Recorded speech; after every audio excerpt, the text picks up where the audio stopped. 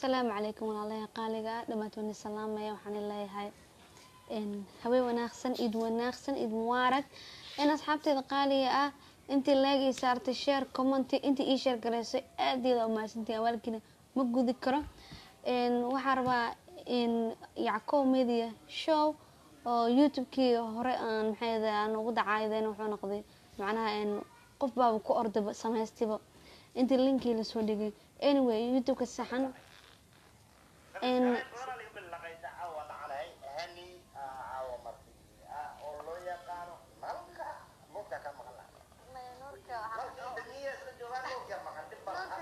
marka walaalaha qaali ah barnaamij walba aan leeyahay ujeedin waa Ajikis official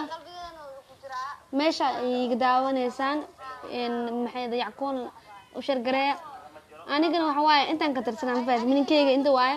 laag ii saara in Ajikis official inta laag ii saara gambalaak laba meel ba furta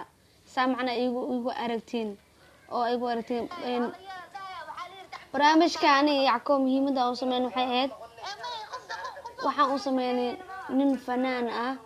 oo Xasan Boonga magaciisa aad iyo aad runtii aad iyo aad ugu xumaaday aniga runtii wallahi video waan daawo waay aad ugu xumaaday fanaan Soomaaliyeed qofka fanaan aadam shacab ah in la caawiyo waa muhiim والله بان خير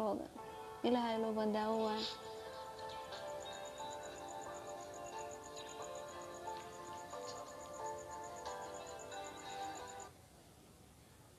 والله وان داوان آدي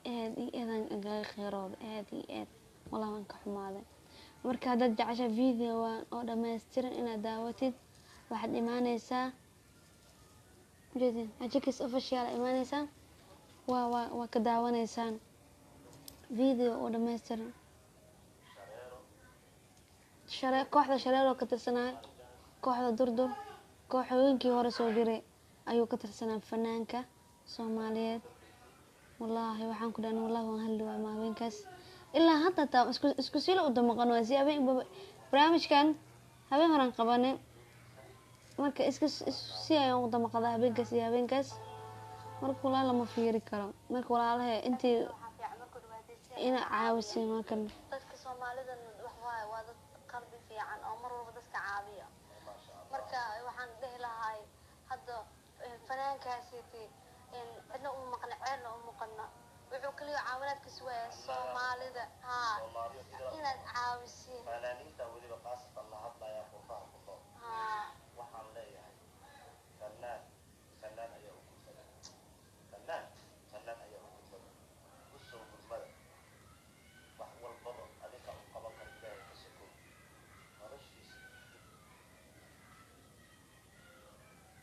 kale Yackoon hadal wuu niidamay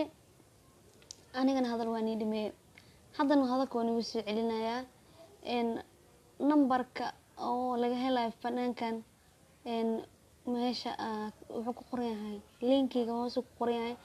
video-ga daarto dhameysan inaad daawadid tag Ajikis official waxa kala keli kartaan in ruwaayadooyinka kaleysaan waraysi ugu dambeeyay